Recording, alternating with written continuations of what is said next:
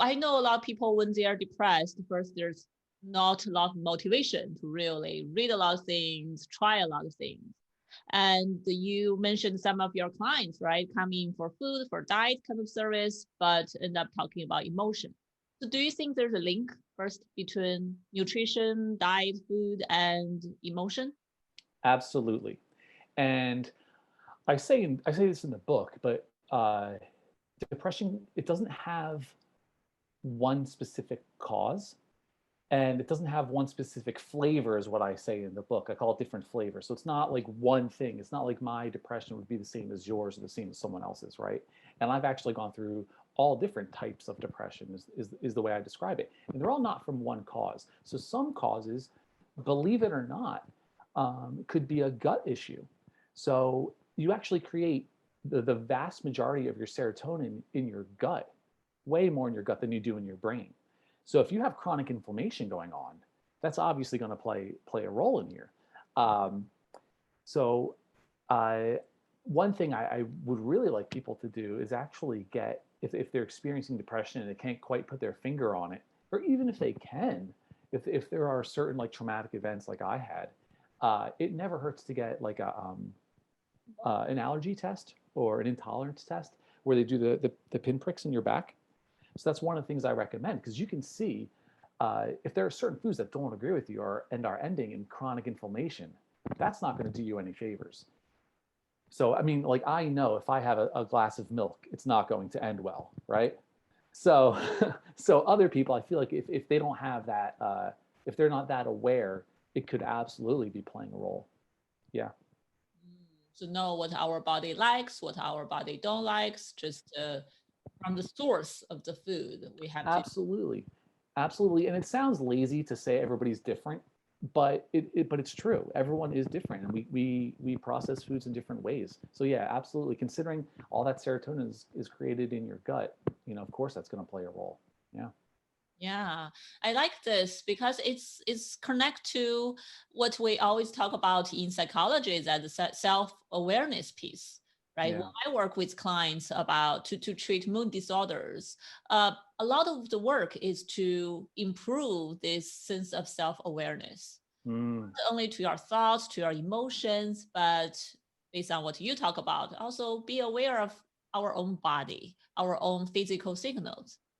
of course. Yeah, I couldn't agree more. I have a quick story for you. So I am 5'9" and 170 pounds, which is nothing to talk about. It's, somewhere in the middle, I guess, right? And I'm a personal trainer, so I work out a lot. I'm working out 6 days a week. So it's not really a whole lot of fat on me, and that's just how I'm built. So 170 pounds. Now, cut to my deepest depression, I was still 5'9", but I was 124 pounds. So I was almost 50 pounds lighter. So if I got sick, this is how my doctor phrased it. If I got sick, there was nowhere to go. It was dangerous. And I was getting sick. I was getting a lot of colds. I had a bad bout of the flu because my immune system was so run down, right? So, we're talking about mind body connection here.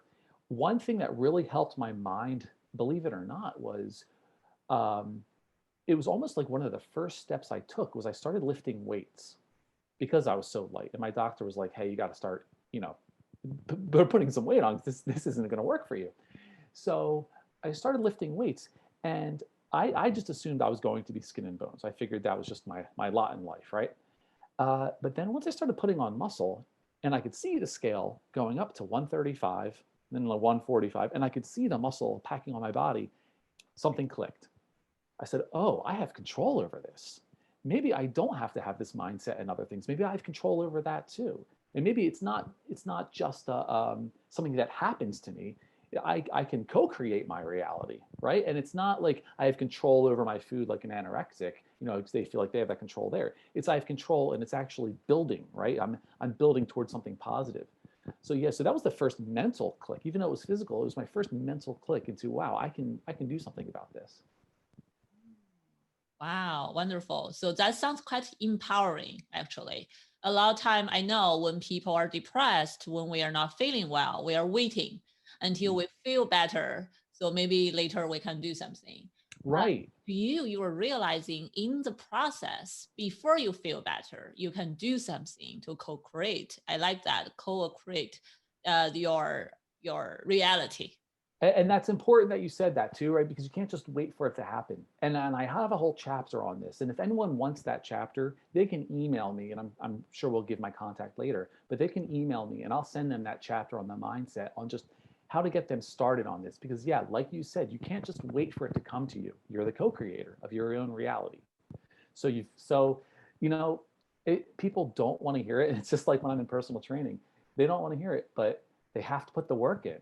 It's one thing isn't going to cure it. There is no, just like there's not one cause, there is not one solution when it comes to depression.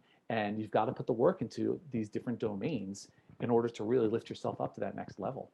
Yeah, people don't like to listen to me either, even though I'm a psychologist, right? And when I tell people who are depressed, hey, get up, get out, move. They're like, so it's challenging, it's hard, but I'm happy you were able to do that. And in the process, you got this positive reward. You realize, this actually working. This is Yeah. helpful, so I can do it more. Yeah, yeah. It was a very lucky thing, and in a way, um, it was luck because it was kind of a journey on my own. I just ended up I play in bands, and I ended up playing in a band with guys who liked to lift weights, and they talked me into it. So it was really by luck that I fell into that. Mhm. Yeah, one thing leads to another, I think. Yeah. When you talk about that, when you talk to different people, you will get different information in. Sometime, you get inspired. Yeah. If you want to try something. So that's wonderful. Now we know there's something about like this bodybuilding or this like habits we can do to help with mood. I'm wondering in your own journey or when you wrote the book, is there anything sleep related that you have experienced um, regarding your, in your journey of coping with depression? Yeah. So I have two. Okay. So my first one was uh, at my deepest. I was about 20 years old at the time. Um, I was both drained, absolutely drained, and restless at the same time. So I went for a couple months where I didn't feel awake and I didn't feel asleep. It was just a constant tossing and turning in my room where I had a tough time getting out of bed. I had a tough time staying in bed. So that's a very common side effect when it comes to the deeper stages of depression is this almost like insomnia coupled with just lethargy, right? So of course, the working out helped, and all these other things I eventually put together. These kind of small steps. When I put those all together, that eventually helped my sleep. Now, here's an important thing, though, and I feel like this is important to talk about for several reasons. So, one of my last things that I did was I started taking an SNRI. Okay, so that's an antidepressant, and that was for several reasons. One is I have a small nerve issue, and that helped with pain. They actually give SNRIs to people with fibromyalgia, so that would just another reason for me to take it and helped with some of my nerve pain. Regardless, my first few weeks on that, I went with very little sleep. I had a very, very hard time sleeping. Um, Now, I know a lot of people who they're depressed. They start their antidepressants and they say, "Oh no, I didn't like the way it made me feel, so I stopped taking it." And I said, "Okay, well, how long did you take it?" And they'll say 3 days. And I'll say, "No, no, no, no, no, no, no." Okay, so yeah, you may have trouble sleeping. That's a side effect, right? But it took me a couple of weeks to get over that, and that's just what it is. And then eventually, the next month, it was a lot easier. I was sleeping better. Month after that, I was sleeping even better. Eventually, that all went away. My body adjusted. So that's a normal thing, right? That's a very common side effect if you start taking medication. Is you're going to feel like you're missing out on sleep. Okay. However, that will change. It was also strange too, right? When I would take it, I'm just realizing this now. When I would take it, I would get very, very tired after I took my pill. Right? Strange, right? So I'd fall asleep easily, but I wouldn't stay asleep. So there will, I don't want to say there will be sleep issues, but it's very common to have sleep issues, okay? But once your body adjusts, your body is very smart. Once your body adjusts, um, more than likely your sleep patterns will return to normal. So I feel like that's an important thing for people to know if they're thinking about taking medication, so they don't quit too early. Yeah, I think that's an important message for people to know. I think not only medication, if people are trying any kind of method to coping method to help themselves, there may be some change in their different, aspects of life, and sleep often one of that. Even people don't take medication. I think the symptom of depression come with some sleep disturbance, right? Yeah. We try to cope with it. Of course, things gonna change again. um, so I think it, based on what you said, not only the brain and not only the body is adjusting, I think the brain is adjusting as well. Try to understand what's going on, what this change means. Should I be worried, right? Should I like stop the medication or stop what I'm trying immediately? So I like the message. I also think that's important for people to know any method, any coping strategy, including medication. Give it several weeks try, give it several months to try to really get used to it and understand whether this coping mechanism really working for you, right? Don't just quit right there. I often tell people when they try psychological method as well, like don't do this exercise just for one day and tell me it's not helping. Try it at least for 2. Right. Yeah, it's the same thing, right? Yeah, good point. Mhm. Great. So yeah, so sounds like you yourself in the journey, you experience some change in sleep with the medication, but you did not give up the medication, and eventually sounds like the medication really benefit you, at least in your own experience. Oh, absolutely. Absolutely. Mhm. Great. Yes. So any other, very important messages about coping with depression that you think our listeners should know of? Oh, I could go on. There are plenty, but I will say this, which tends to fly under the radar. Um, you have to practice forgiveness, and of course, you want to practice forgiveness with yourself, right? Because it's almost like someone else is steering your brain, or like your brain is controlling your mind. But just as important, you have to forgive other people, because if those people aren't depressed, they're not going to know what you're going through, and they can't know what you're going through. So they will say some stupid things. I've had people say to me really, really dumb things throughout my journey, right? But I have to practice that forgiveness because they can't know. They don't know any better. Oh, talking about this, I think this is important because a lot of people, I think when they are in the journey of depression themselves, they don't like certain things family friends say to them. But on the other hand, I think family friends don't know what to say to Exactly. show support, right? So often I see good intention come out with very discouraging words. Can you share some with us? What are Yeah. triggering bad things that you have heard people should Oh, avoid saying? well, the big one, and I would get this a lot, was it could be worse. People would say it could be worse. And I think what they were trying to say, in hindsight, is practice gratitude. I think that's what they were essentially trying to say. But what I saw was, you mean it can be worse than this? I was already feeling awful. And you're telling me it can get worse than this? That just felt like it was a harder journey, right? So what I would wanted them to say was, it can be better, right? You don't have to be down here. You have some control and it can be better. That's what I would have wanted to hear. But they weren't able, they didn't have the insight at the time. They were trying to help in their own way, right? Um, and another one, this is a common, especially for men, is, man up, or snap out of it, that kind of thing.